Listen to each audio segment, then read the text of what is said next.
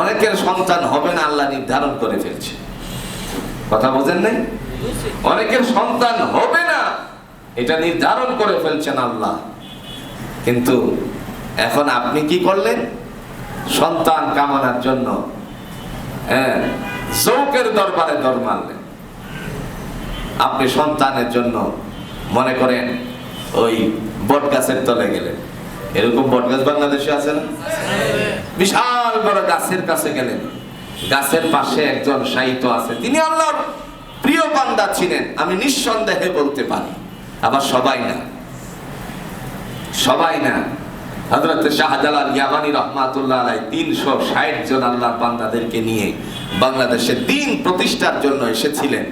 তারা এক একজন এক এক জায়গায় শায়িত আছেন। উদ্দেশ্য ছিল আল্লাহর দ্বীন আল্লাহর জমিনে প্রতিষ্ঠিত করা।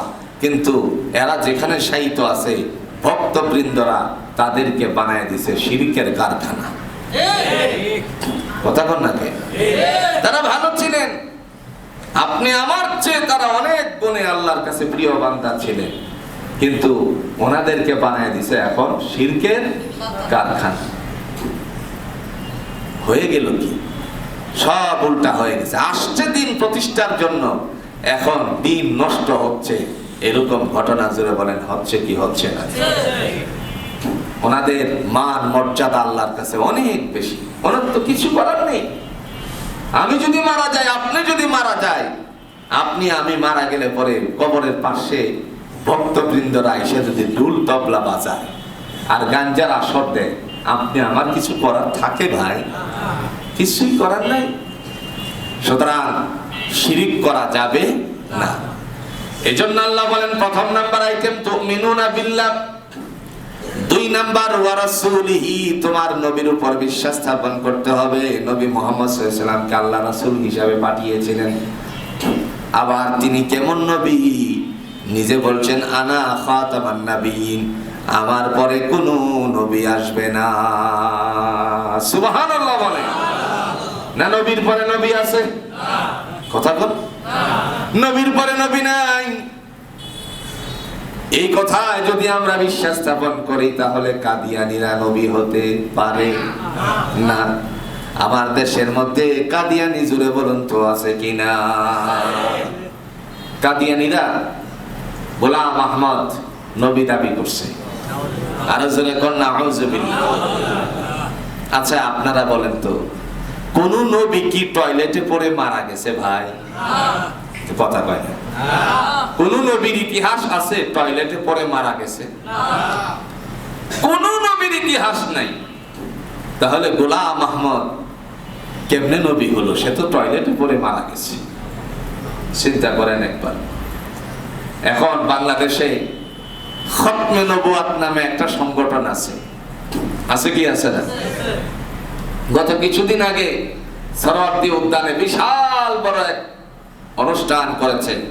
নবীর পরে নবী নাই, সংসদে আনছে। এই অনুষ্ঠান পর্যন্তই সীমাবদ্ধ থাকবে। কথা বুঝেন? আরে কথাটা বুঝতে পারছেন না? ওনারা, আমরা সবাই মিলে অনুষ্ঠান করেছি। আমি নিজে মনে করেন রাতের বেলায় গেছি দেখতে।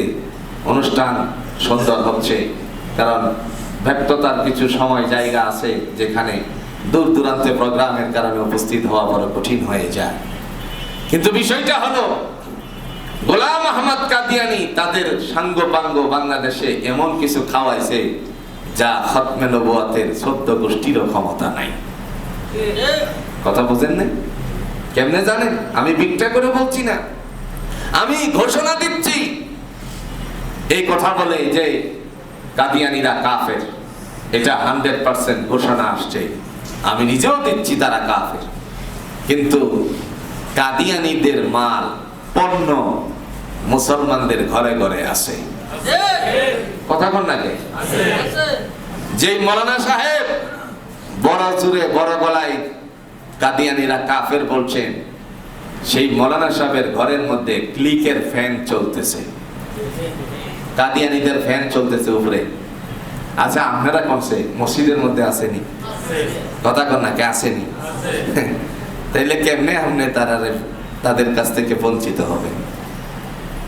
আপনি টয়লেটে গেলেন, টয়লেটে ওইখানেও কাদিয়ানি বসবাস করতেছে। কথা কন নাকি? ওই যে বদনাটার নাম হলো আরএফএল, আছে কিনা কর? তাইলে আপনার গলা বাইরেতে থাকেন, তাদের কোনো কিছু করার নাই, কিচ্ছু করা যাবে না।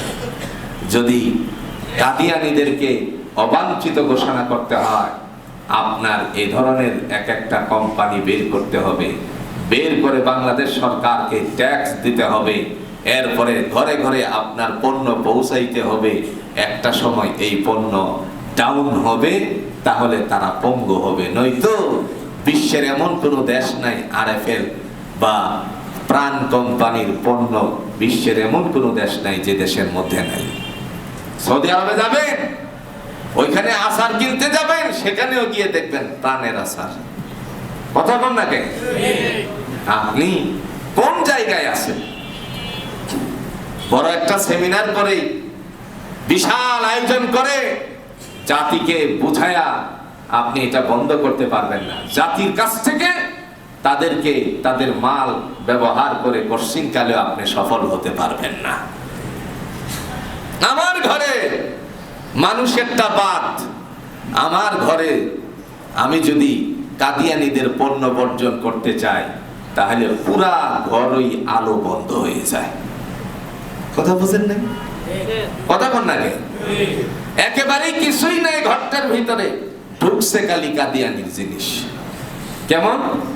এই যে মনে করেন এই বিদ্যুতের কনসালের যে কাজ করা হয়, ভিতর দিয়ে যে ফাইভ নেওয়া হয়, এই ফাইভটা হলো আরএফএল এর। কথা বল না কেন? সত্য বলতে কোনো সমস্যা আছে? আমারটা বলছি, আপনাদেরটা নয়। যাচাই করে দেখলাম, যারে দায়িত্ব দেওয়া হলো সে কিনে আনছে আরএফএল। হ্যাঁ, এরপরে এই ফাইভের ভিতর দিয়ে যে তার ঢোকানো হয়েছে, এই তারটাও হলো আরএফএল এর, ক্লিকের, কাদিয়ানিদের মাল। এরপরে দেখা গেল স্যানিটারি কাজ করেছে, যেটাকে বলা হয় থ্রেড পাইপ, হেডও আরএফএল এর। কথা বুঝেন না? এরপর যেই প্লাস্টিকের কলগুলো ফিটিং করা হয়েছে ভাড়াটিয়াদের জন্য, হেডও আরএফএল এর। শাহিনের মাল, শাহিন আসছে কোত্থেকে? কথা বল না কে? কোত্থেকে আসছে? এদেরই মাল, নাম প্রকাশিত হয়েছে ভিন্ন নামে। তো আমি মৌলভী সাহেব গলা ফাটাইলে লাভটা কি হবে? কথা বুঝছেন? শুধু তাই নয়, বিশ্বের বিভিন্ন দেশে তাদের পণ্য আছে। এরপরে আরেকটা বিষয় হচ্ছে যে এদের যে অবস্থানটুকু, এদের অবস্থান সকল বিশেষ করে সরকারের কাছে অনেক প্রিয়তা আছে। কারণ তারা যে ট্যাক্স দেয়, আপনি আমি তো দিতে পারি না। রাজ্য চালানোর জন্য যে ট্যাক্সের প্রয়োজন, আপনি তো দেনই না। কথা বল না কে? দেনই না রাজ্য সরকারকে ট্যাক্স।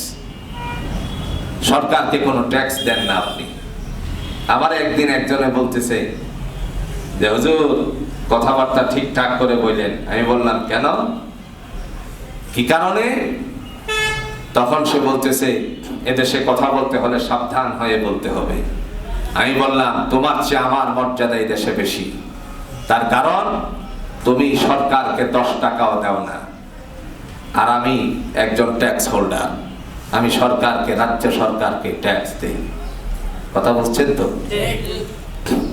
আপনি সরকারকে ট্যাক্সই দেন না, কি গল্প দিবেন আপনি? রাষ্ট্র মধ্যে থাকতে গেলে সরকারি ট্যাক্সের দরকার আছে কি আছে? আপনি ট্যাক্স হোল্ডার না, সেই ক্ষেত্রে আপনি ওই জায়গাতে যেতে পারেন না। এই জন্য ভাইয়ের আমার, ঈমান আনতে হবে ওয়া রাসূলিহি, নবী মুহাম্মদ সাল্লাল্লাহু আলাইহি সাল্লামের উপরে। নবীর পরে নবী নাই, এই কথা চিরন্ত সত্য। আমরা তাকেই বিশ্বাস করি। আল্লাহ কোরআন দিয়ে বলছেন মুহাম্মাদুর রাসূলুল্লাহ